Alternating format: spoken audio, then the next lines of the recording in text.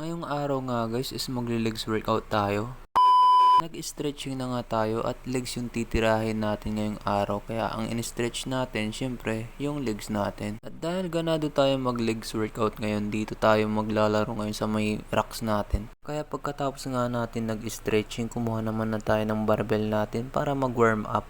So, ang gagawin natin is squat. At syempre, hindi pwede mabigla yung muscle natin. Kaya nagbuhat muna tayo ng saktong bigat lang para ma-warm up yung legs natin. At ang ginawa naman natin na dyan is 2 sets tapos 15 repetition.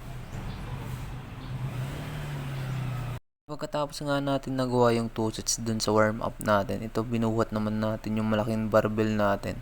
So ang ginawa ko naman dito guys is 3 sets tapos 9 repetition. At dahil ganado tayo mag-workout ngayon, ayun, dito tayo nag-workout sa squats.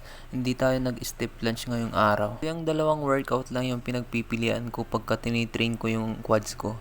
Pag ganado ako, ito squats. Pero pagka tinatamad naman ako mag-legs, step lunge. At yun lang din yung workout na pwede natin gawin dito sa concrete gym natin. Kasi nga, wala nga tayong machine. Pagkatapos nga natin nag-barbell squats, ito naman yung sinunod natin. Nag-sumo goblet squats naman tayo. At ang ginawa ko naman dito guys is 4 sets. Tapos, 12 repetition. So sa mga hindi nakakaalam kung ano yung tinatarget ng sumo goblet squats, ang inner thigh natin.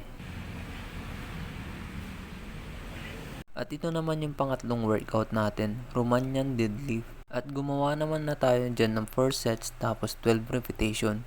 So pag mabigat yung binubuhat natin, ang ginagawa kong sets lang is 3 sets lang. Pero pag mga ganito na saktuhan lang yung bigat, ang ginagawa kong sets is 4 sets. Pero yun is pinakasagad na natin is 4 sets. 4 to 3 sets lang yung ginagawa ko madalas. So itong isusunod naman nating workout is sa calf natin. So nagtanggal din ako ng chinelas dyan para makontrol natin kasi wala nga tayong stopper. So dito naman sa calf, ang ginagawa kong repetition dito is 15, minsan 20. At 4 sets naman yung ginawa natin.